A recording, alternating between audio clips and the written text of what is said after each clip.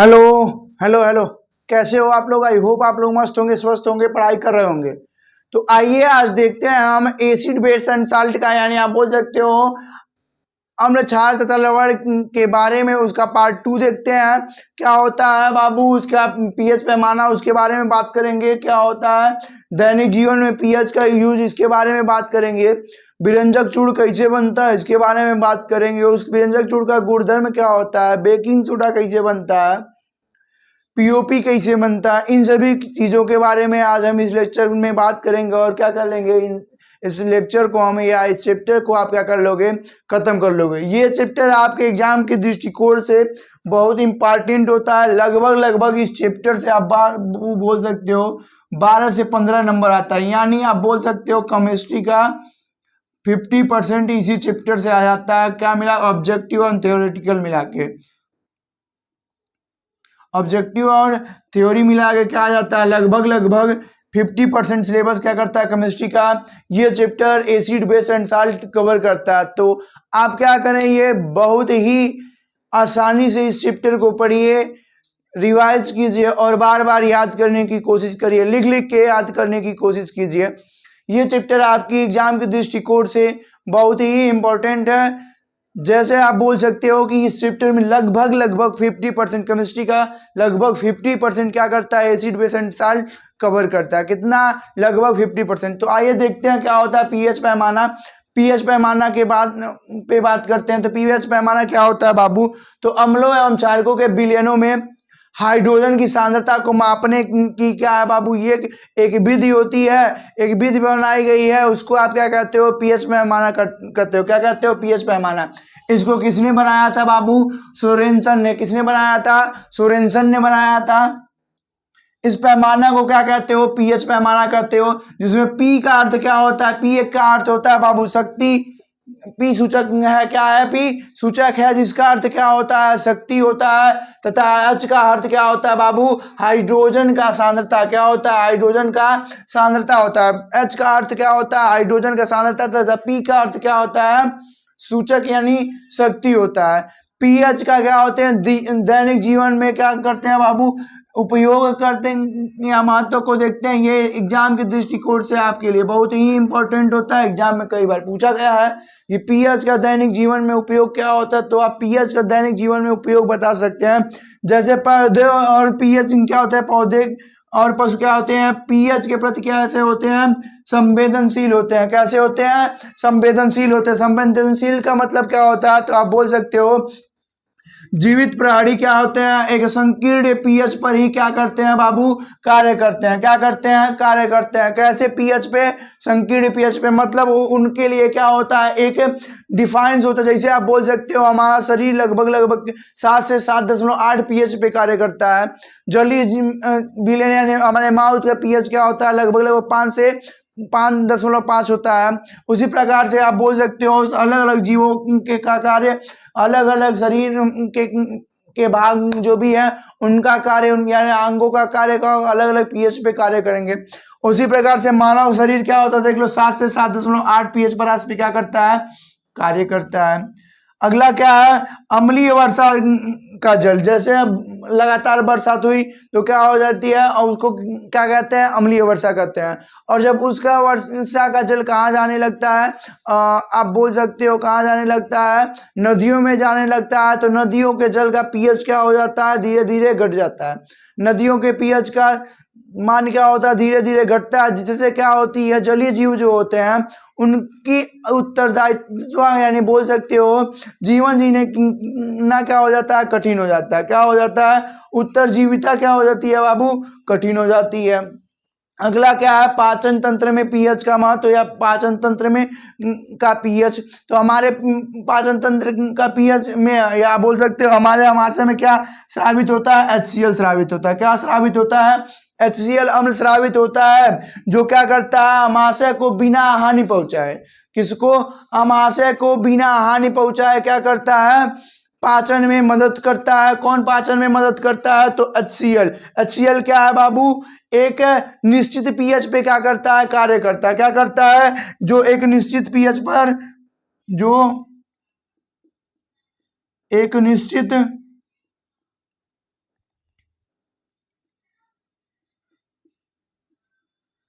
PH पर कार्य करता है। क्या करता है बाबू? एक निश्चित पीएच पर कार्य करता है। कौन निश्चित पीएच पे काम करता है? HCl। कहाँ पे? हमारे अमाशय में। उसी प्रकार से बाबू दंत क्षय देख लेते हैं। दंत क्षय क्या होता है? तो हमारे मुख का पीएच क्या होता है? लगभग 5.5 होता है। क्या होता है पीएच? हमारे मुख का पीएच क्या होता है? लगभग 5.5 होता है। अगर इससे कम होने लगा, क्या होने लगा? इससे कम होने लगा तो जो हमारा इनेमल बना होता है कैल्शियम फास्फेट का, उसका क्या होने लगता है? संचरण होने लगता है, जिसको आप क्या कहते हो? दंत क्षय कहते हो। क्या कहते हो? दंत क्षय कहते हो। क्या कहते हैं हम? दंत क्षय कहते हैं। आइए आगे हम किसके बारे में जान लेते हैं? साल्ट के बारे में जान लेते हैं। किसके बारे में जान लेते हैं? साल्ट के बारे में जान लेते हैं, यानी लवण के बारे में जानते हैं। किसके बारे में? लवण के बारे में जानते हैं। क्या होते हैं लवण? उनके बारे में जानते हैं।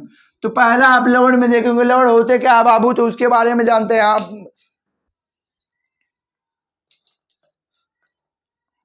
तो आप बोल सकते हैं लवण क्या होते हैं। आप बोल सकते हैं वे पदार्थ जिनके जलीय विलयन में हाइड्रोजन आयन के अतिरिक्त कोई अन्य धनायन उपस्थित हो। क्या हो?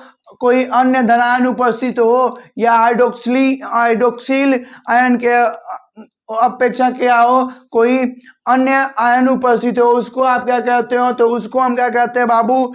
लवण कहते हैं। क्या कहते हैं? उसको हम लवण कहते हैं। किसके आयन? आप बोल सकते हो कि लवण क्या है? लवण एक ऐसे पदार्थ हैं दो जलीय विलयन में H+ आयन, यानी आप बोल सकते हो हाइड्रोजन आयन, और हाइड्रोक्सिल आयन की अपेक्षा कोई अन्य धनायन अथवा ऋणायन देते हैं, उनको आप क्या कहते हो? लवण कहते हो। क्या कहते हो? लवण कहते हो। तो आइए लवण स्टार्ट करते हैं। क्या होता है लवण? लवण में लिख सकते हैं आप वे पदार्थ जो जलीय विलयन में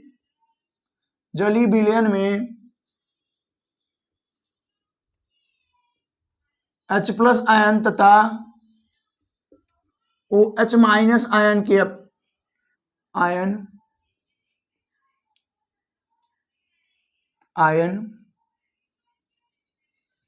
किसके? H+ आयन तथा OH- आयन के अतिरिक्त कोई अन्य ऋणायन या धनायन देते हो। कोई आयन के अतिरिक्त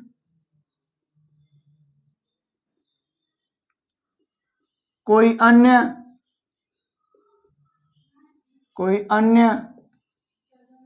धनायन तथा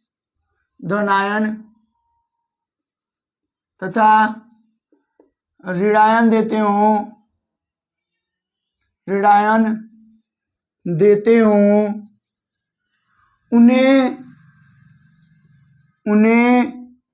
लवण कहते हैं। क्या कहते हैं? उनको हम क्या कहते हैं? लवण कहते हैं। क्या कहते हैं? लवण कहते हैं। किसको लवण कहते हो? वे पदार्थ जो जलीय विलयन में H+ आयन और OH- आयन के अतिरिक्त कोई अन्य धनायन अथवा ऋणायन देते हैं, उन्हें आप क्या कहते हो? लवण कहते हो। क्या कहते हो? लवण कहते हो। क्या कहते हैं हम? लवण कहते हैं। आई होप आप लोगों को लवण क्या होता है समझ में आया होगा। आइए बाबू लवण के प्रकार के बारे में जान लेते हैं कि लवण कितने प्रकार के होते हैं। तो आपके सिलेबस के अनुसार लवण के प्रकार पढ़ते हैं हम। लवण के प्रकार क्या पढ़ते हैं बाबू हम? लवण के प्रकार यानी टाइप्स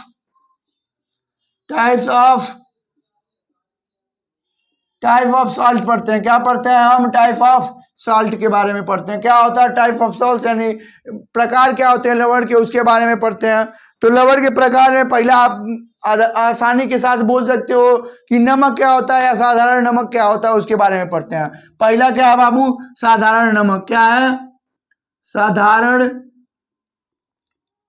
नमक, यानी आप बोल सकते हो कॉमन साल्ट।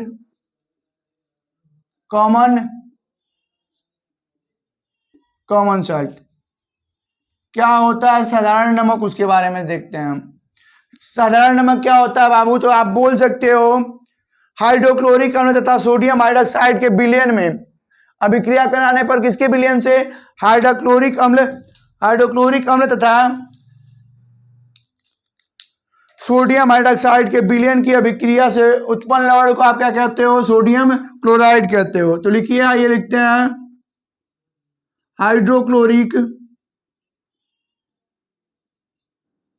हाइड्रोक्लोरिक अम्ल तथा सोडियम हाइड्रोक्साइड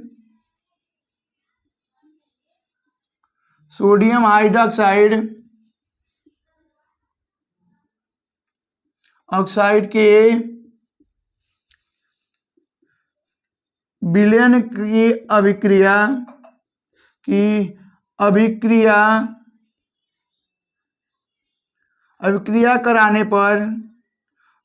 कराने पर प्राप्त लवण को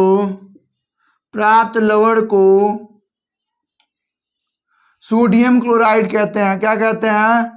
सोडियम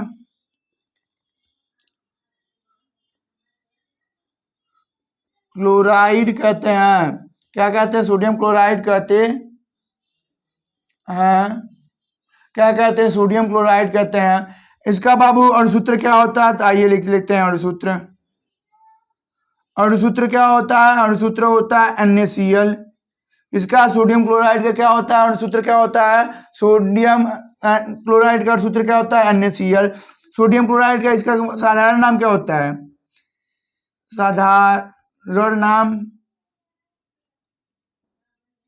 साधारण नाम क्या होता है बाबू? साधारण नाम बोल सकते हो आप। साधारण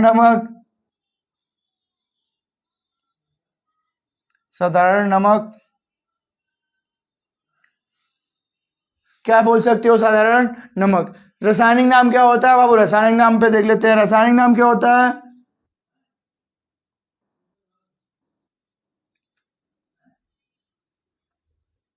रासायनिक नाम क्या बाबू? रासायनिक नाम क्या है? Sodium chloride. क्या है? Sodium chloride.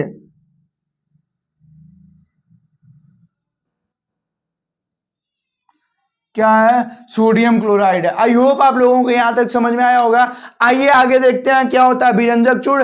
विरंजक चूड़ के बनाने की विधि है, उसके साधारण गुण के बारे में पढ़ते हैं, उसके साधारण नाम के बारे में पढ़ते हैं, रासायनिक गुण के बारे में पढ़ते हैं क्या, और उसके गुणों के बारे में पढ़ते हैं। आइए देखते हैं, आगे लवण के बारे में देखते हैं क्या होते हैं विरंजक चूड़, उसके बारे में पढ़ते हैं।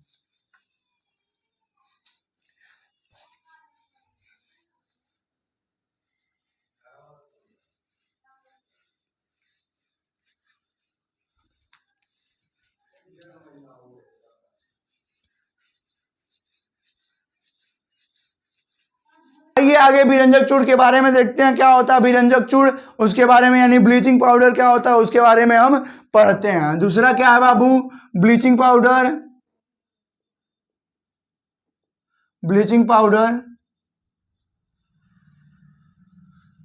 यानी विरंजक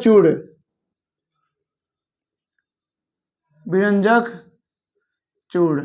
आइए विरंजक चूड़ के बारे में पढ़ते हैं। क्या होता है विरंजक चूड़? इसका साधारण नाम क्या होता है बाबू?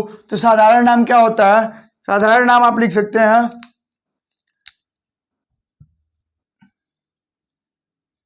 साधारण नाम आप क्या लिख सकते हैं बाबू? विरंजक चूड़।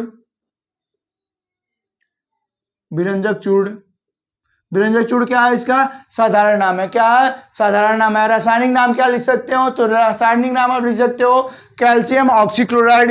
क्या लिख सकते हो? रासायनिक नाम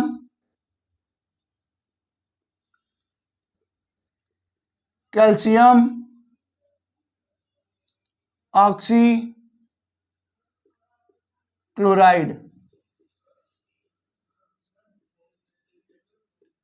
कैल्शियम ऑक्सीक्लोराइड क्या है? कैल्शियम ऑक्सीक्लोराइड है। निर्माण कैसे किया जाता है? तो निर्माण की विधि देख लेते हैं, निर्माण कैसे होता है उसके बारे में देख लेते हैं। तो निर्माण कैसे होता है बाबू इसका? तो निर्माण की विधि में या निर्माण में आप लिख सकते हैं कि शुष्क बुझे हुए चूने में क्या करते हैं? क्लोरीन गैस का क्या करते हैं बाबू? मिलाने पर या क्रिया कराने पर क्या इसका निर्माण होता है? विरंजक चूड़ का निर्माण होता है। किसका निर्माण होता है? विरंजक चूड़ का। तो आइए लिखते हैं शुष्क बुझे हुए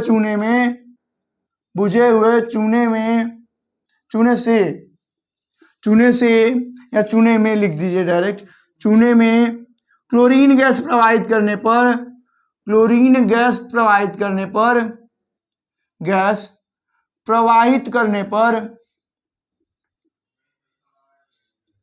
प्रवाहित करने पर विरंजक चूड़ का निर्माण होता है। विरंजक चूड़ का निर्माण होता है। किसका निर्माण हो रहा है? विरंजक चूड़ का निर्माण होता है। विरंजक चूड़ का निर्माण कैसे हो रहा है? तो विरंजक चूड़ का निर्माण कैसे हो रहा है? शुष्क बुझे हुए चूने में क्लोरीन गैस प्रवाहित करने पर क्या हो रहा है? विरंजक चूड़ का निर्माण हो रहा है। किसका निर्माण हो रहा है? विरंजक चूड़ का। तो विरंजक चूड़ का निर्माण कैसे होता है बाबू? जब क्या किया जाता है कि शुष्क बुझे हुए चूने में क्लोरीन गैस से क्रिया करवाई जाती है या क्या किया जाता है? गैस प्रवाहित किया जाता है, तो विरंजक चूड़ का क्या होता है? निर्माण होता है। आइए लिखते हैं बाबू, शुष्क बुझाए हुए चूने का फॉर्मूला क्या होता है? CaOH का होल ट्वाइस प्लस किसका अभिक्रिया करवा रहे हैं हम? क्लोरीन से, यानी ये क्या बाबू? Cl2, यानी क्लोरीन से अभिक्रिया करवा रहे हैं हम, क्या बनेगा? ये CaOCl2 प्लस H2O बन जाएगा। क्या बन जाएगा? H2O बन जाएगा। ये क्या होता है? जल होता है। ये क्या है? विरंजक चूड़ है। विरंजक चूड़ है। ये क्या है? क्लोरीन है। ये क्या है बाबू? तो ये आप बुझा हुआ चूना बोल सकते हो। क्या है? बुझा हुआ चूना है। क्या है? बुझा हुआ चूना है। बुझा हुआ चूने की अभिक्रिया किसके साथ करवाई जा रही है? क्लोरीन के साथ। क्या बन रहा है? विरंजक चूड़ बन रहा है। क्या बन रहा है? विरंजक चूड़ बन रहा है। आइए इसके गुणधर्म के बारे में बात कर लेते हैं। तो इसका गुणधर्म कैसा होता है बाबू? तो यह हल्के पीले रंग का चूड़ित अवस्था में होता है। क्या होता है? हल्के पीले रंग का। क्या होता है? चूड़ित अवस्था में होता है, जिससे क्लोरीन की गंध आती है। किससे किसकी गंध आती है? क्लोरीन की गंध आती है। तो आइए लिख सकते हैं इसकी गुणधर्म। क्या लिख सकते हैं बाबू? इनके गुणधर्म के बारे में लिख सकते हैं हम। गुणधर्म के बारे में लिख सकते हैं। गुणधर्म क्या होता है? तो पहला गुणधर्म, आप गुणधर्म में पहला लिख सकते हो बाबू, यह हल्के पीले रंग का चूड़ित अवस्था में होता है। यह हल्के पीले रंग का चूड़ अवस्था में होता है।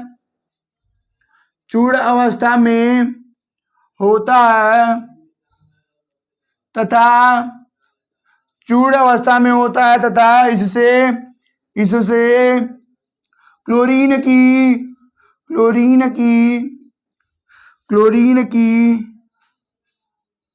गंध आती है। क्या आती है? क्लोरीन की गंध आती है। किससे क्लोरीन की गंध आती है? तो इस आप बोल सकते हो विरंजक चूड़ से क्या आती है? क्लोरीन की गंध आती है। दूसरा क्या लिख सकते हो बाबू? इसे जल में घोल कर क्या करने पर बाबू? क्या करने पर क्लोरीन की गंध आती है? हाँ, गैस। दूसरा क्या लिख सकते हो आप? कि इसे जल में घोलकर गर्म करने पर क्लोरीन गैस निकलता है। क्या होता है? क्लोरीन गैस निकलता है। आइए लिखते हैं दूसरा पॉइंट। इसे जल में घोलकर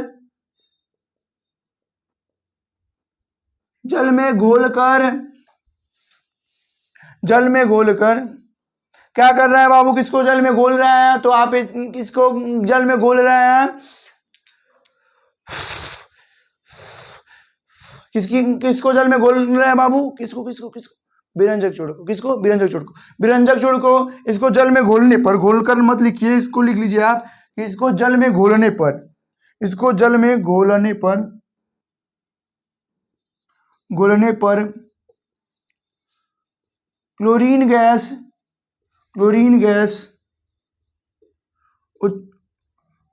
क्लोरीन गैस मुक्त होती है। क्या कौन सी गैस मुक्त हो रही है? क्लोरीन गैस मुक्त हो रही है। जैसे आइए देखिए, ये क्या है बाबू? CaOCl2। ये क्या है? ये है विरंजक चूड़। विरंजक चूड़ की अभिक्रिया किसके साथ करवा रहे हो? जल में घोल रहे हो। अभिक्रिया करवा रहे हो या तो क्या कर रहे हो आप? जल में घोल रहे हो। तो क्या बनता है बाबू? सिंपल सी बात, फिर क्या बन जाएगा? कैल्शियम हाइड्रोक्साइड प्लस Cl2, क्या बन जाएगा? कैल्शियम हाइड्रोक्साइड प्लस क्या बन जाएगा बाबू? Cl2 बन जाएगा। क्या बन जाएगा? Cl2 बन जाएगा। क्लियर है? तीसरा आप गुणधर्म क्या लिख सकते हैं? तो तीसरा आप लिख सकते हैं बाबू, तीसरा आप लिख सकते हैं, यह तनु अम्ल के साथ अभिक्रिया करके क्या करती है? क्लोरीन गैस मुक्त करती है। क्या करती है? यह तनु अम्ल के साथ अभिक्रिया करके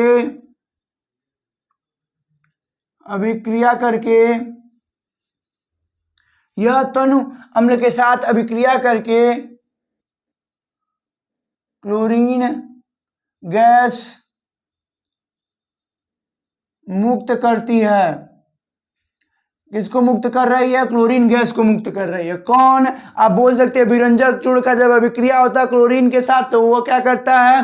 तो वह क्लोरीन गैस को मुक्त करता है। चौथा आप क्या लिख सकते हो बाबू इसके गुणधर्म में? चौथा हम लिख सकते हैं कि विरंजक चूर्ण का क्या करते हैं? कार्बन डाइऑक्साइड से क्रिया करके क्या करते हैं? क्लोरीन गैस निकलती है। चौथा आप लिख सकते हो विरंजक चूर्ण का कार्बन डाइऑक्साइड से क्रिया द्वारा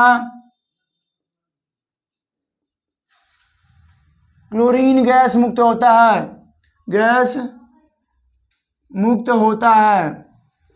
क्या होता है? क्लोरीन गैस मुक्त होता है। पांचवा आप क्या लिख सकते हैं बाबू? पांचवा आप क्या लिख सकते हो? तो पांचवा आप लिख सकते हैं विरंजक चूर्ण तथा एसीटोन तथा अल्कोहल के साथ क्रिया करके क्या करता है? क्लोरोफॉर्म बनाता है। क्या करता है? क्लोरोफॉर्म बनाता है। क्या करता है बाबू? क्लोरोफॉर्म बनाता है। क्या लिख सकते हो आप? कि विरंजक चूर्ण एसीटोन व अल्कोहल के साथ विरंजक चूर्ण एसीटोन व अल्कोहल के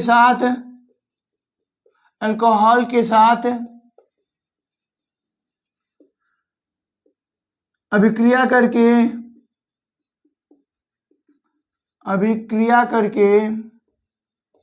किसमें कब करता है अभिक्रिया? जल की उपस्थिति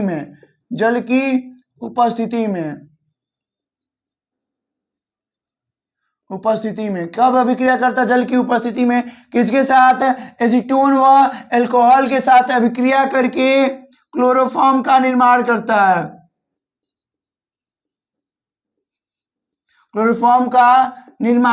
है। किसका निर्माण कर रहा है बाबू? क्लोरोफॉर्म का निर्माण करता है। किसका निर्माण करता है? तो आप बोल सकते हैं क्लोरोफॉर्म का निर्माण करता है। क्या करता है? क्लोरोफॉर्म का निर्माण करता है। आई होप आप लोगों को समझ में आया होगा कि कैसे निर्मित होता है क्लोरोफॉर्म बाबू यहाँ इस अभिक्रिया में, यानी आप बोल सकते हो विरंजक चूर्ण से कैसे क्लोरोफॉर्म का निर्माण होता है। तो आप विरंजक चूर्ण से क्लोरोफॉर्म का निर्माण कैसे होता है? तो एसीटोन से क्या करवाते हैं? विरंजक चूर्ण का एसीटोन से और किसके साथ? अल्कोहल के साथ अभिक्रिया करवा देते हैं तो किसका निर्माण हो जाता है? क्लोरोफॉर्म का निर्माण होता है। जैसे कि आप फिल्मों में देखते हो तो इससे दस्ती पे कुछ तो केमिकल जैसा होता है, गिराता है, इसे जाके सुंघा देता है, ये सुंघाया आप बेहोश। आप नहीं, फिल्मों में क्या हो जाते हैं? बेहोश हो जाते हैं। वो जो गिरा रहा होता है वो क्या होता है? वो क्लोरोफॉर्म होता है। क्या होता है? क्लोरोफॉर्म होता है। आई होप आप लोगों को यहाँ तक समझ में आई होगी। आइए आगे देखते हैं कि इसका उपयोग क्या होता है। उसके उपयोग के बारे में देख लेते हैं। उपयोग क्या होता है बाबू? ब्लीचिंग पाउडर का उपयोग कहाँ होता है उसके बारे में देखते हैं। उपयोग यूजेज के बारे में देखते हैं। तो उपयोग में आप पहला क्या लिख सकते हैं? पहला आप लिख सकते हैं कि बाबू ये इसका उपयोग कहाँ किया जाता है? तो पेयजल को जीवाणु रहित करने में। किसमें? पेयजल को जीवाणु रहित करने में इसका उपयोग किया जाता है। तो पहला पेयजल को जीवाणु रहित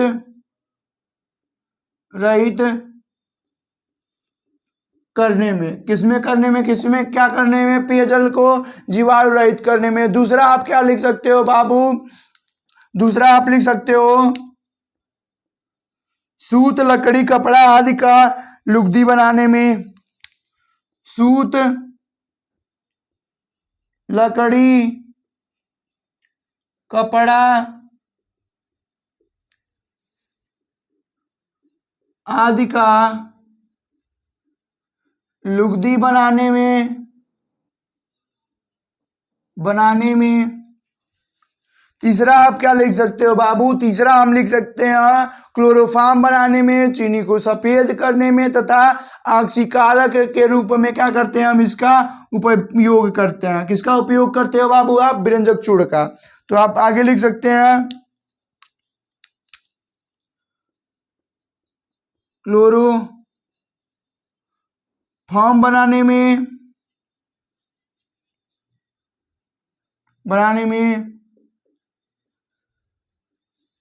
चीनी को सफेद करने में, चीनी को सफेद करने में, किसको सफेद करने में? चीनी को सफेद करने में। किसको? चीनी को सफेद करने में तथा ऑक्सीकारक के रूप में क्या किया जा सकता है? इनका उपयोग किया जा सकता है तथा ऑक्सीकारक के रूप में,